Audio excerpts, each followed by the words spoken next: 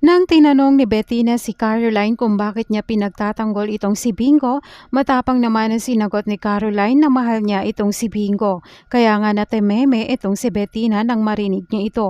Sinabi pa ni Caroline sa kanya na ito na ang huling pagsasalitaan niya ng masama si Bingo at siya na ang makakalaban nito pag inulit niya pa. Gayunpaman, naiintindihan naman ni Irene ang kalagayan nitong siling dahil nagmamahal din siya kay Snoop at alam niyang nahihirapan siling sa nangyayari. Napansin naman ito ni Bettina kaya pagtatanong niya kay Irene kung kumakampi na ba ito kay Ling. Paalala pa niya na si Caroline ang dahilan kung bakit nagkakagulo at minamalas ang kanilang pamilya. Gayunpaman, makikipagkita naman itong si Ling kay Bingo pero naiinis itong si Bettina sa kanya.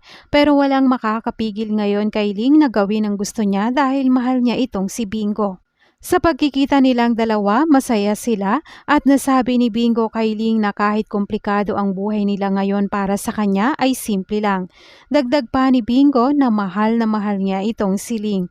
Dito naman sinagot siya ni Ling at sinabing mahal niya din itong si Bingo. Ito na nga ang pinakahihintay nating lahat, ang pag-amin ng dalawa ng kanilang tunay na nararamdaman sa isa't isa. Masayang-masaya nga ang dalawa kaya sinulit nila ang oras na magkasama sila at kalimutan muna ang gulo ng kanilang pamilya.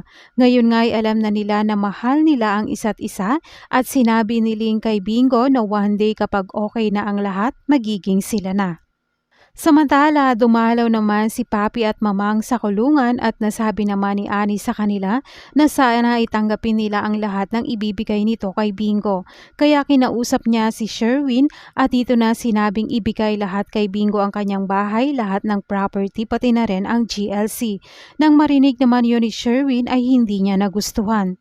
Dahil akala niya ay may ibibigay sa kanya si Annie at baliwala ang kanyang effort, pero ang totoo ay may tinatago itong si Sherwin at ginagamit niya lang pala si Annie noon pa man dahil magkasabwat sila ni Balong.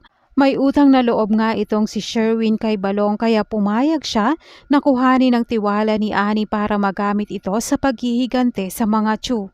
Wala ngang kaalam-alam si Annie na kasama niya pala ang tunay na salarin at ito rin pala ang gumawa kay Divine.